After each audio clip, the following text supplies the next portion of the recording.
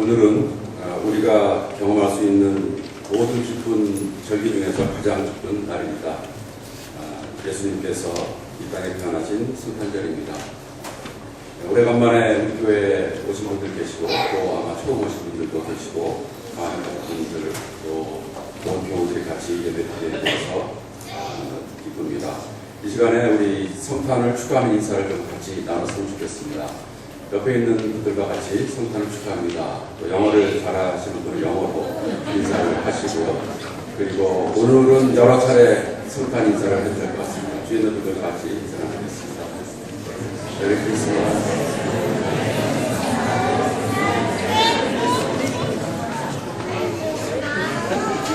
네, 다들 영어를 평소에 잘 쓰시는 것 같아요. 자연스럽게 영어로 나눴습니다. 오늘은 아기 예수께서 태어나신 날인 건 모두 다 알고 있습니다. 지극히 높은 곳에 계신 하나님께서 낮고 천한 인간의 모습으로 오신 날입니다. 하나님께서 영원에서 지상으로 내려오신 날이고 가장 보편적이고 가장 절대적인 진리가 구체적인 역사의 현장 속에서 구현이 된 그런 날입니다. 영혼과 시간이 만나는 특별한 순간입니다. 이 사건은 시간을 초월하는 사건이기 때문에 첫 번째 성탄절과 2014년의 성탄절은 조금도 다를 것이 없는 동일한 한 사건이다. 그렇게 생각을 해볼 수도 있을 것 같습니다. 이 엄청난 성육신의 사건, 임마누엘의 전 우주적인 사건이 바로 지금 이 순간에 일어나고 있는 것입니다. 오늘 본문에 나오는 그 목자들의 경험, 제 뒤에 있는 배너에서 보면은 목자들이 그 양을 치고 있는 모습이 나타나는데요.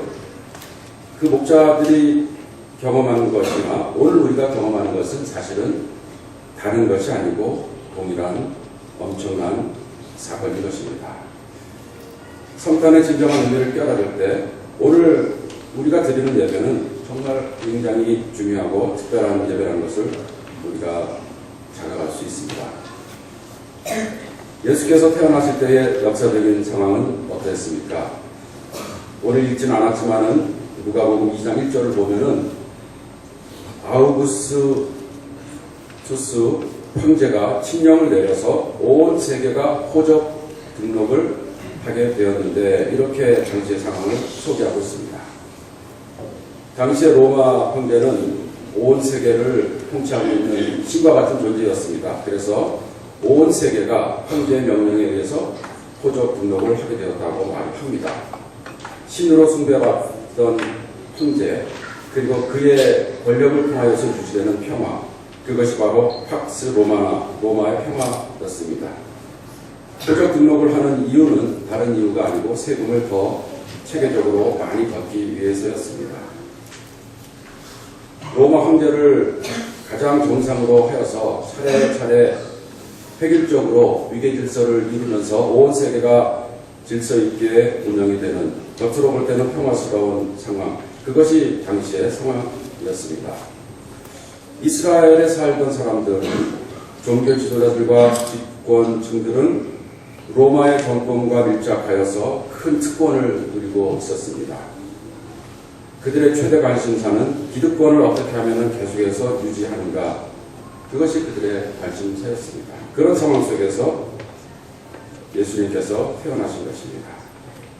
오늘 본문을 보면 목자들에게 예수님의 탄생에 대한 소식이 전해지고 있습니다. 우리가 구약성서에서는 목자 하면 좀 목가적인 그런 측면도 생각할 수 있지만은 지금 이 시대에서는 그런 측면보다는 목자들은 사회의 맨 바닥층이었던 것을 우리가 기억할 필요가 있습니다. 아무 희망이 없이 고통 가운데서 하루하루를 연명하는 그런 사람들이 바로 목자들이었는데 그들에게 천사들이 찾아와서 아기 예수의 탄생을, 그 기쁜 소식을 전해주었다는 것입니다. 예수의 탄생의 소식은 바로 새로운 임금이 태어났다는 소식이었습니다. 새로운 주가, 새로운 통치자가 태어났다는 것이었습니다. 당시 이스라엘 종교 지도자들은 새로운 임금이, 새로운 메시아가 언젠가는 오실 텐데 그 메시아는 화려하게 찬란한 그런 분위기 속에서 오실 것으로 기대를 하고 있었습니다. 그들은 완전히 허를 찌른 것과 마찬가지였죠. 의외의 방식으로 예수님께서 새로운 임금이 태어나신 것입니다. 바로 순진한 아기의 모습으로 태어났습니다. 그것도 비천한 구유에서 태어났습니다. 화려한 궁중에 살던 사람들에게는 웃음거리가 될 만한 그런 소식이었습니다. 그 소식이 밤을 새면서 양을 치던 목자들에게 전해졌다는 것입니다.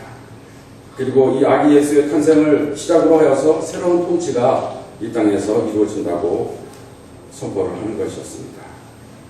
이 새로운 통치의 성격을 상징해주는 표징이 있었습니다. 바로 포대기와 구유였습니다. 포대기, 아기가 감겨있는 포대기를 우리가 강보라고도 얘기를 하죠. 그래서 이 강보와 구유는 가난과 또 갓난아기의 무력함, 순수함, 천진난만함을 상징하고 있습니다.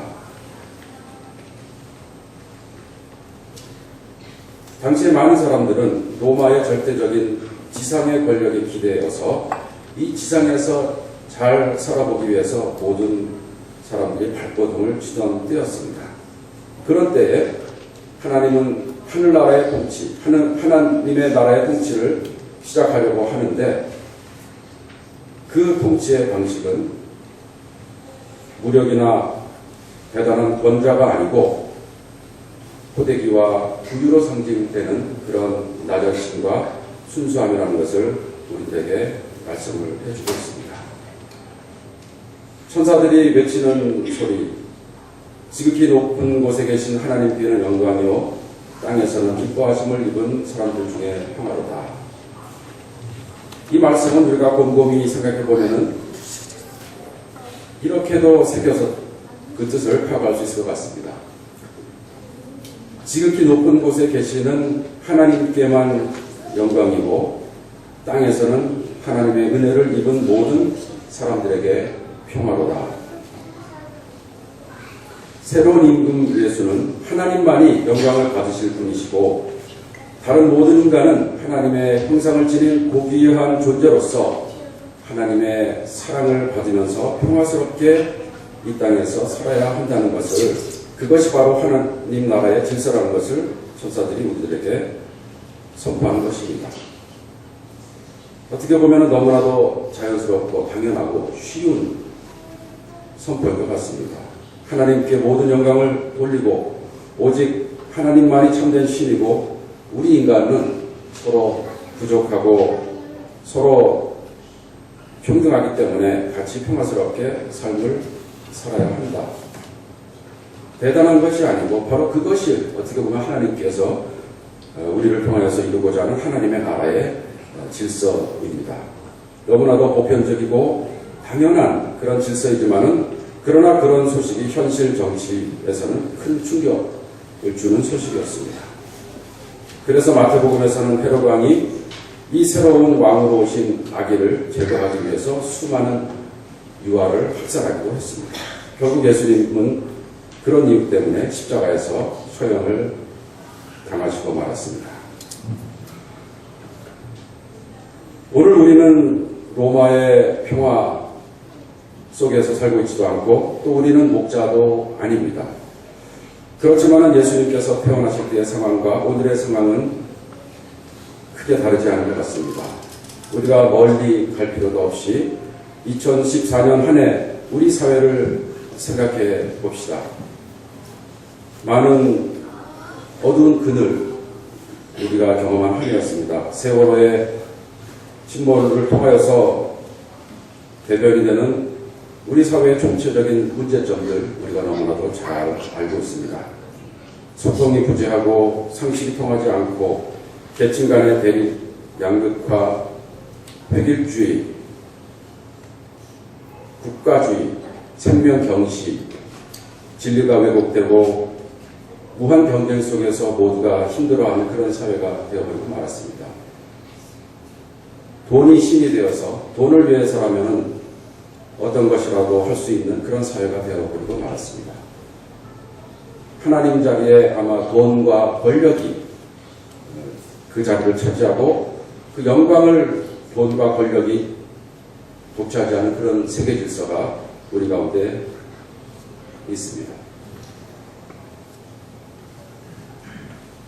하늘나라에서 하나님만이 줄 수 있는 고귀한 가치보다는 이 땅에서 우리가 획득하고 축적할 수 있는 것에 최대 가치를 두고 그것을 위하여서 삶을 사는 그런 풍토가 되어버리는 것입니다.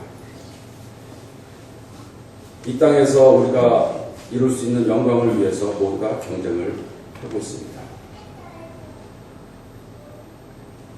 하나님께서 하늘의 영광을 버리시고 이 땅에 오셨으니까 그 영광을 우리가 이 땅에서 스스로 차지하겠다라고 많은 사람들이 역설적으로 생각을 하는 것 같습니다. 그러나 그런 경쟁 속에서 대부분의 사람들은 더욱더 고통을 당하고 절망을 느끼고 있습니다. 모두가 1등을 하기 위해서 달려나가지만은 1등을 하는 사람 이외에는 다 불만이 가득하고 1등을 하는 사람은 또 언제 1등 자리를 뺏길지 몰라서 불안해합니다. 모두가 다 불행한 그런 사회가 되어버리고 말았습니다. 겉으로는 평화스러운 것 같지만은 바로 그런 삶이 우리들이 지금 살고 있는 삶이 아니겠습니까? 이런 고통 속에서 암흑 속에서 살고 있는 우리들에게 오늘 태어나신 아기 예수는 새로운 삶의 질서를 선포하고 계십니다. 영원에서 지상으로 오신 아기 예수를 믿고 그분의 가르침대로 살아갈 때 우리는 우리 자신뿐이 아니고 다 같이 진정으로 행복한 삶을 살 수 있다고 우리들에게 말씀을 하십니다. 불의한 걸 알지만은 힘 있는 자들에게 빌붙어서 이 땅에서 잘 살기 위해서 노력하는 것이 세상 대부분 사람들이 살아가는 인생 철학이라고 한다면은 우리들은 오늘 아기 예수의 탄생을 보면서 순수함을 회복해야 하겠습니다. 원래 우리가 간직하였던 그 천진난만함을 우리들이 다시 회복을 해야겠습니다. 너무 계산하지 말고 너무 이해 타산을 따지지 말고 진실되게 착하게 아름답게 삶을 살아가는 것, 그것은 원래 우리들의 자연스러운 본성이었습니다. 세상에 속지 말고 하나님의 말씀에 귀를 기울여서 그렇게 살아가는 것이 더 자연스럽고 더 행복하다는 것, 그것을 깨닫고 새롭게 시작된 하나님의 통치를 믿으면서 하나님께서 주실 수 있는 진정한 평화를 우리 모두 누리기 위해서 노력하는 그런 삶을 우리들이 살아야겠습니다. 물론 우리가 살고 있는 이 삶은 녹록지가 않죠. 많은 도전이 있습니다. 우리 주위에 많은 덫이 있고 또 사자가 먹이를 찾아다니는 것처럼 많은 악한 세력들이 활동을 하고 있습니다. 그러나 아기 예수의 탄생을 통하여서 우리가 확신할 수 있는 것은 임마누엘 하나님께서 우리와 함께 하신다는 사실입니다. 온 천지를 지으신 그 하나님께서 역사 속에 찾아오셨고 영원에 속한 하나님께서 이 지상으로 시간 속으로 오셔서 하나님의 뜻대로 살아가는 모든 사람들을 지켜주시고 그들을 보호해 주시고 그들에게 참된 행복과 평안을 주신다는 것을 믿는 것, 그것이 바로 우리 신앙의 본질인 것입니다. 세상 사람들이 자신들의 노력과 자신들의 계획으로 할 수 없는 것을 우리들은 바로 이러한 하나님을 믿는 믿음으로써 해나갈 수 있는 것입니다. 새로운 왕으로 오신 아기 예수가 진정으로 이 땅을 통치하는 구주가 될 수 있도록 우리 모두 오늘부터 달라진 그런 삶을 살아가는 결단을 하는 귀한 2014년 성탄절이 되기를 바랍니다.